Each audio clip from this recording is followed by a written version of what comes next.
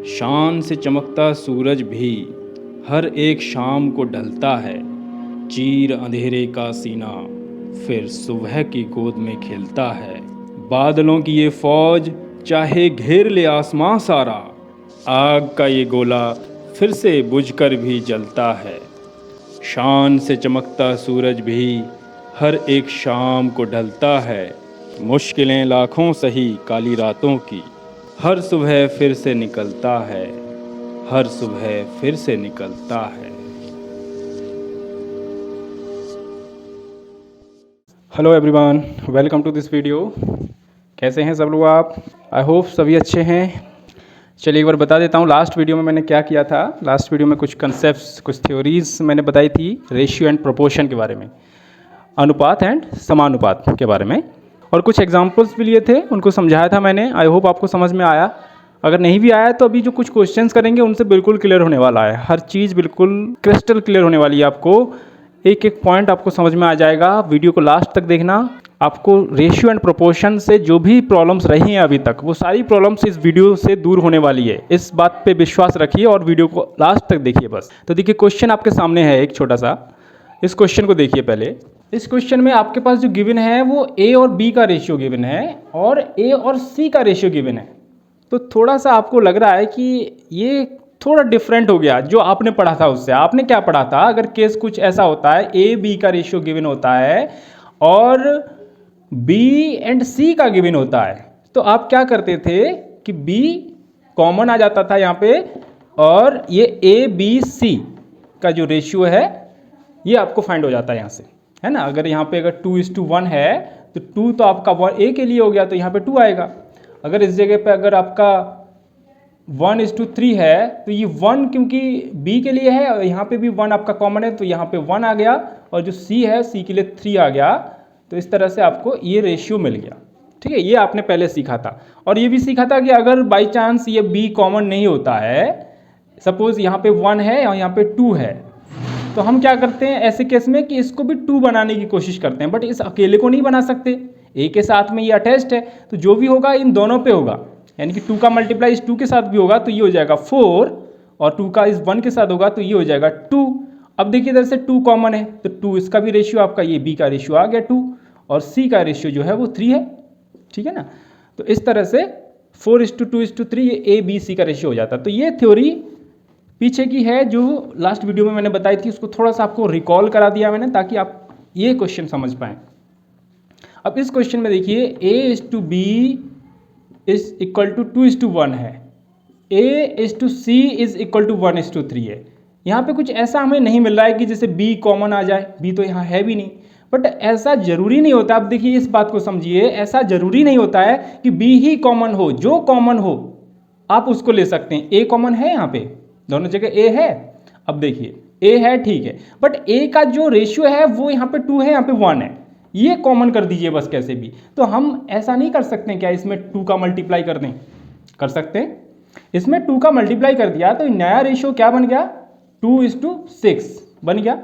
Equivalent ratio है, कोई फर्क नहीं पड़ता ऐसे करने से, हम पहले पढ़ चुके हैं ये सब चीजें।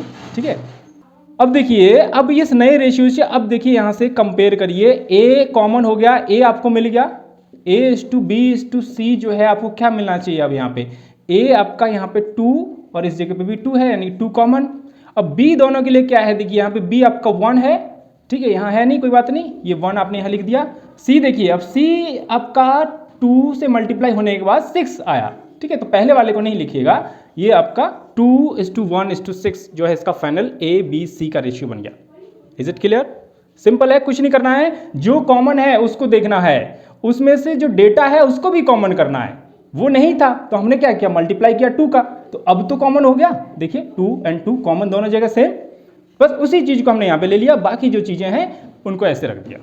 ठीक है, अब इसी तरह एक क्वेश्चन अगर चेंज होकर के आता है थोड़ा सा। अब देखिए चेंज जो मैंने किया इस क्वेश्चन में वो ये किया है कि A और B का रेशियो 2:3 गिवन है। ठीक है, पहले 2:1 था, 2:3 कर दिया। अब जो C और B का रेशियो गिवन है, पहले A और C का गिवन था, अब यहाँ पे C और B का गिवन है 5:6 है। ठीक है, इस जगह पे भी आपको ऐसा कुछ नहीं दिख रहा है जैसे कि A B और बी सी होता है तो हमारा ये बी कॉमन आ जाता है, ऐसा नहीं दिख रहा है। ये स्ट्रक्चर आपको यहाँ पे भी नहीं दिख रहा है, बट यहाँ पे आपको ये दिख रहा है कि जो बी है वो यहाँ से कॉमन आपको मिल रहा है, लेकिन इसका ये वाला और इसका ये वाला पॉइंट मैच हो रहा है। अब हम इसको ऐसा नहीं कर सकते हैं क्या, इस चीज को इधर लेके आए, यानी कि C/B अगर आपका 5:6 है तो ये ऐसा भी तो हो जाएगा B/C जो है वो 6:5 हो जाएगा। होगा कि नहीं होगा? क्यों नहीं होगा? ये होगा क्योंकि C/B मतलब C/B होता है वो है 5/6। तो हम इसको पलट दें, दोनों तरफ रेसिप्रोकल ले लें, यानी कि B/C = 6/5 हो जाएगा। हो गया कि नहीं? तो 6:5 हो गया। तो यही चीज हमें यहाँ पे करनी है। अब ये करने से हमें ये समझ में आ जाता है कि अब ये जो B है ये B के साथ कॉमन हो गया, तो इसका मतलब हम ऐसे लिख सकते हैं, जो सीक्वेंस है वो ये है, तो हमें इसी सीक्वेंस में लाना पड़ेगा, ठीक है, इसलिए हमने ऐसा किया। तो अब इसमें A आपका 2 है और B आपका क्या है, देखिए B यहाँ पे आपका 3 है और इस जगह पे जो B है ये आपका 6 है। तो अब यहाँ पे ये बात आती है कि अब इस रेशियो को इसके इक्वल कैसे किया जाए। अब इसके लिए आप यहाँ मल्टीप्लाई करोगे 2 का, ठीक है, 2 का मल्टीप्लाई यहाँ करोगे तो A/B का नया रेशियो क्या बनेगा, 4:6। बस ये हमें चाहिए था कि 6 जो है यहाँ पे B के साथ, ये जो 6 है ये कॉमन हो जाए इस वाले B के 6 के साथ, इस वाले जो B का 6 है इसके साथ ये कॉमन हो गया। इसका मतलब अब हम रेशियो को एक लाइन में लिख सकते हैं, तीनों का एक साथ जो कंबाइंड रेशियो है वो हो जाएगा आपका A की जगह आपका क्या होना चाहिए 4, B की जगह आपका 6 एंड C की जगह, C में कोई चेंज आया नहीं, 5, 4:6:5 ये रेशियो हो जाएगा। Is it clear? आया समझ में सभी को? अगर कोई पॉइंट समझ नहीं आता है कमेंट बॉक्स में ज़रूर लिखें, जो भी आपकी प्रॉब्लम्स रहेंगी वो नेक्स्ट वीडियोस में सॉल्व कर दी जाएंगी। ओके, तो बिल्कुल भी परेशान होने की ज़रूरत नहीं, डरने की ज़रूरत नहीं, कोई प्रेशर लेना नहीं है एग्ज़ाम का, एन्जॉय करना है, बस मैथमेटिक्स को एन्जॉय करते हुए पढ़ना है। आप जितना एन्जॉय करोगे, तैयारी करोगे, प्रिपरेशन से उत्साह बढ़ेगा, आपका अंदर से एक जोश बढ़ेगा, वो आपको ले जाएगा एग्ज़ाम की तरफ, वो आपको ले जाएगा अच्छे रिजल्ट की तरफ, है ना। तभी आपकी जीत होगी जब आप में जोश होगा, और वो जोश आएगा जब आप चीज़ों को एन्जॉय करना सीखो। आपको पढ़ना तो है ही ना, आपको ये तो पता है कि मैंने फॉर्म भर दिया है, अब मुझे प्रिपरेशन करना है। जब आपको पढ़ना ही है, उसको बेमन से क्यों पढ़ना है? जब आपको पता है कि मुझे ये काम करना है और कोई ऑप्शन ही नहीं है और कोई चारा नहीं है, तो फिर क्यों ना उस काम को मन से किया जाए? क्योंकि बेमन से करने से वो काम बर्डन लगेगा, मन से करने से वो काम इंटरेस्टिंग लगेगा। ये बात होती है, इस साइकोलॉजी को समझिए। जब आपको काम इंटरेस्टिंग लगेगा तो आप क्या करेंगे, इजीली उस काम को कर लेंगे। तो चलिए ऐसे ही कुछ ब्यूटीफुल क्वेश्चंस के साथ आगे बढ़ते हैं। अब ये क्वेश्चन आपसे क्या कह रहा है, एक बार सुन लीजिए। A/B 2:3 है, ओके। B-A जो है वो 28 है, B+A आपको फाइंड आउट करना है। तो देखिए ऐसे क्वेश्चंस को कैसे करेंगे। पहली बात, जो रेशियो दे रखा होता है ना, उससे आप एक्चुअल जो A एंड B हैं उनकी वैल्यूज़ कैसे निकालेंगे, कैसे पता करेंगे। देखिए दो चीज़ों का रेशियो 2:3 है, इसका मतलब ये नहीं होता है कि उनकी वैल्यूज़ 2 और 3 हैं। ऐसा नहीं है कि A = 2 एंड B = 3 है, ऐसा नहीं है बिल्कुल भी। बट हाँ, कुछ वैल्यूज़ इनकी है, सपोज ये 10 है और ये 15 है। सपोज A = आपका 10 है एंड B आपका 15 है, तो A/B क्या हो जाएगा, मतलब यही तो रेशियो होता है, इसी को तो रेशियो कहते हैं। क्या हो जाएगा 10/15, और ये कुछ इस तरह आपको 2/3 देगा। तो ये क्या शो कर रहा है, ये शो कर रहा है कि A और B जो है वो 2:3 के रेशियो में हैं, ठीक है। तो इसका मतलब कुछ ना कुछ ऐसा है जो कि हमने यहाँ मल्टीप्लाई किया जिससे कि ये 10 और 15 आए, है ना।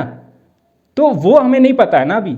तो हम ऐसे केस में क्या करते हैं, उस चीज़ को x मान लें, मतलब हम ये मान के चलें कि इस 2 में हम x का मल्टीप्लाई कर रहे हैं जिससे कि उसकी जो वैल्यू है ओरिजिनल वो आ रही है। ये तो हमने माना था, ऐसा नहीं है कि यही ट्रू है इसके लिए।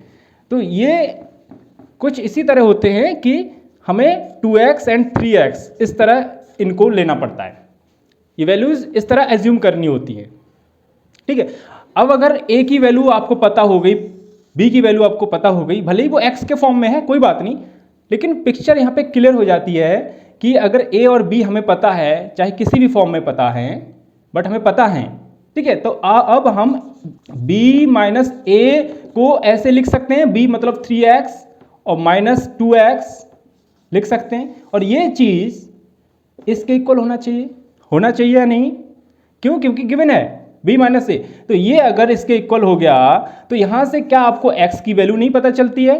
पता चलती है बिल्कुल। क्या हो जाएगा? x is equal to 28। कैसे? 3x माइनस 2x होता है x, तो x 28 आया। अगर x 28 है तो a और b की वैल्यू क्या अब हमें उसी एजम्पशन के साथ चलना पड़ेगा? नहीं, अब जरूरत नहीं है, क्योंकि x की वैल्यू हम फाइंड कर चुके हैं। तो ये हो जाएगा 2 × 28, x इज 28, तो ये हो जाएगा 56, और ये 3 × 28, तो ये हो जाएगा 84।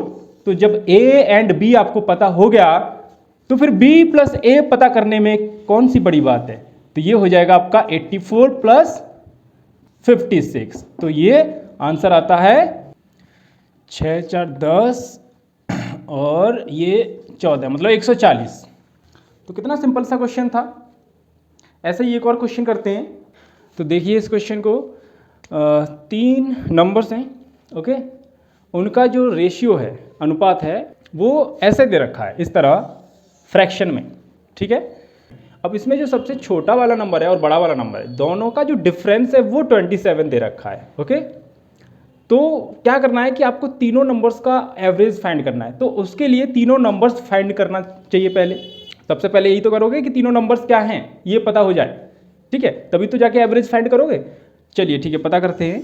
जब भी रेशियो फ्रैक्शन में दे रखा हो, मैंने आपको बताया था 1/2, 2/3, 3/4, जब भी फ्रैक्शन में दे रखा हो हम क्या करते हैं, जो नीचे वाले पार्ट्स हैं ना, ये इनका लेते हैं एलसीएम, इनका लेते हैं एलसीएम। एलसीएम आएगा इसका 12, आएगा या नहीं? तो एलसीएम जब 12 आ जाता है आपका, तो अब क्या करना होता है कि डिनोमिनेटर से इसमें डिवाइड करो और जो बचता है उसका मल्टीप्लाई न्यूमरेटर में करो। तो क्या हो जाएगा, ये कन्वर्ट इस तरह होगा कुछ। 2 का डिवीजन 12 में 6, 6 1 जा 6, ओके। फिर देखिए 3 का डिवीजन 12 में 4, 4 2 जा 8, ओके। एंड 4 का डिवीजन 12 में 3, 3 3 जा 9। क्या रेशियो आया इनमें? ये रेशियो आया। अब देखिए रेशियो तो ये है, बट नंबर्स तो नहीं पता है ना। तो रेशियो से नंबर्स को कैसे एज्यूम करते हैं, कैसे करते हैं बताया था कि हम ये मान लेते हैं जो पहला नंबर है वो है 6x, ठीक है। यहाँ इस रेशियो से हमें क्या मिला, पहला नंबर 6x और जो दूसरा नंबर है 8x, ठीक है, ये एक फैक्टर लेना पड़ेगा यहाँ पे, और जो तीसरा नंबर है वो 9x, ठीक। अब ये x कुछ भी हो, तीनों जगह सेम है। पहली बात तो ये पता चल रही है कि अगर x 10 है तो तीनों जगह 10 है, अगर x 15 है तो तीनों जगह 15 है, तो उसका मल्टीप्लाई 6 के साथ, 8 के साथ, 9 के साथ हो रहा है। तो जो सबसे छोटा नंबर बनने की पॉसिबिलिटी है वो किसकी है? इसकी है या नहीं? इसकी है। और सबसे बड़ा नंबर बनने की पॉसिबिलिटी इसके साथ है, ये चीज़ तो बिल्कुल क्लियर है।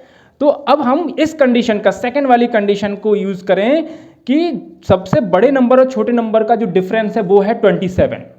तो देखिए सबसे बड़ा नंबर आपका 9x और जो सबसे छोटा नंबर है वो 6x, और ये डिफरेंस जो आ रहा है वो 27। तो यहाँ से क्या आपको x की वैल्यू नहीं मिलती है? यहाँ से आपको मिलती है 3x is equal to 27, x is equal to 9।